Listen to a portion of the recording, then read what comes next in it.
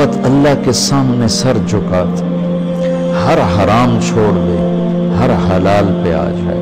بندگی صرف نماز نہیں ہے، بازار کی بندگی کیا ہے؟ سچائی، ناپ تول کا پورا ہونا، وعدے کو وفا کرنا، کھوٹ ملاوٹ سے بچنا، یہ بازار کی عبادت ہے۔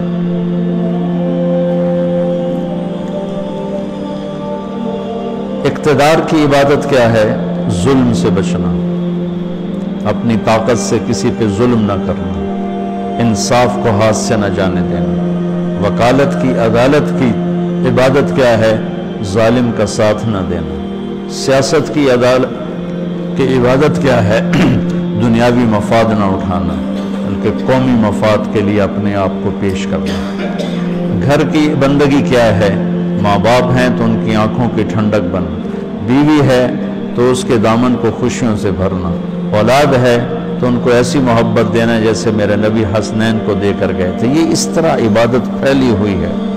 بہن بھائی ہیں تو ان کے ساتھ شیر و شکر ہو کے رہنا، ان کی کمیاں زیادتیوں سے درگزر کرنا، یہ ایاک نعبد ہے۔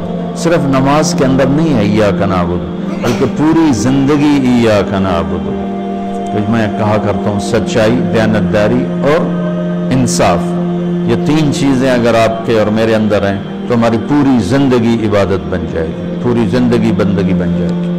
وَإِيَّاكَ نَسْتَعِينُ، جب اس کے سامنے سر جھکاؤ گے پھر ہاتھ اٹھاؤ گے تو مزہ بھی آئے گا، مانگنے کا بھی، اس کے دینے کا بھی۔ اس کو کون سا کہیں سے لینا پڑتا ہے؟ جو وہ نباتہ بن یزید نخی رحمت اللہ علیہ تابعین میں سے ہیں، اللہ کے راستے میں جا رہے تھے، گدھا مر گیا تو نیچے اتر کے 2 نفل پڑھ کے کہنے لگے یا اللہ تو بے نیاز ہے، تو کسی چیز کی ضرورت نہیں اور میں تو مسافر ہوں، مجھے اس کی ضرورت ہے، اسے زندہ کر۔